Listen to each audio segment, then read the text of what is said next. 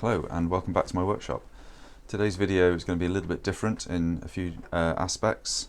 Firstly, we've got a very heavy rain at the moment and I've got a corrugated tin roof, so the sound of rain is pretty hectic.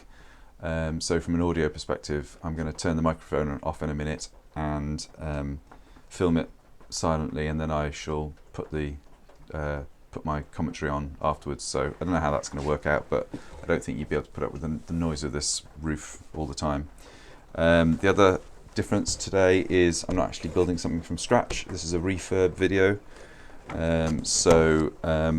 I make planters in a certain way now. I've got a standard set of dimensions that I use for building them, and I've learned over the years various different hard lessons.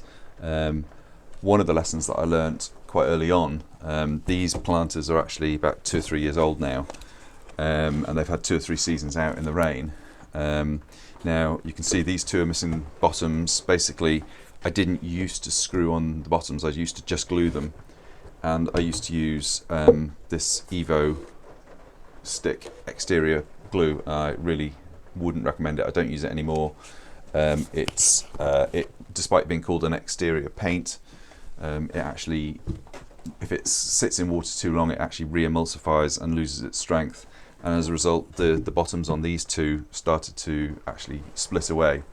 So this one hasn't split, but it isn't screwed in, so I'm just, for extra security, I'm going to screw this one in, and then I'm going to make new bottoms to go on these two, glue them, screw them, and then paint them green, and then these are good to go back out in the garden again for this season.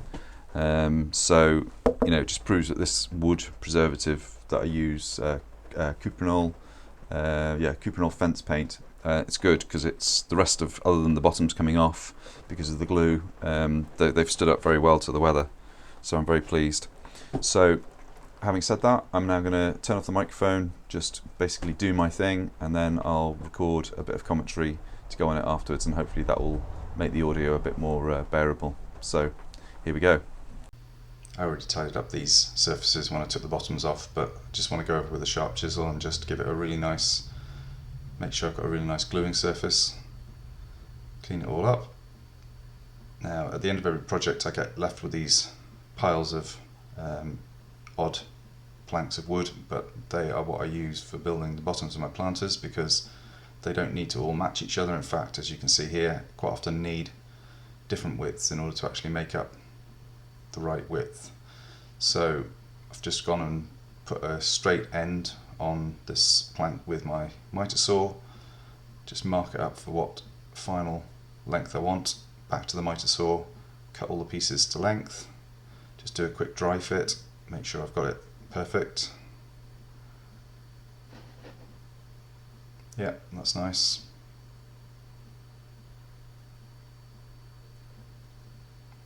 Just sand off the small tear out that you get that the miter saw puts on each piece, just so they fit together really snugly, although you do want to leave a bit of drainage between each one anyway, so that the water can actually escape from the bottom of the planter. You can see there are gaps there deliberately. Here's the second planter, and I have pre-selected these pieces of wood. It's not luck that they fitted first time, I have actually pre-selected them. So again, cut to size, get rid of the tear outs, make sure they all fit nicely. I'm then going to go around and drill guide holes for the screws. Don't want to go too deep, just to stop the wood from splitting, and I'm going to put in far more screws than I actually need to, but given that I'm doing this because the bottoms fell off, I'd rather have too many screws than not enough. I'm just going to select a screw that goes far enough through that it'll give me enough of a grip, but I don't actually want to split anything. So I'm now going to go around with the glue and lay glue, not that glue, that's rubbish, get rid of that. So I use Type Bond 2 and Type Bond 3. In this particular case for the bottom, I'm going to use Type Bond 3 because it's better at being immersed in water. Type Bond 2 is half the price, so I use it for anything that's not going to be immersed in water but is going to be outside. I use these glue bot dispensers rather than going from the original glue bottle. I just find it's way more controllable. So I'm laying a bead up the sides and then all the way around. generous bead. I want to squeeze out. So that's nice. Then just fit them back on again. Yeah, and then go around and just screw in to each of the drill holes.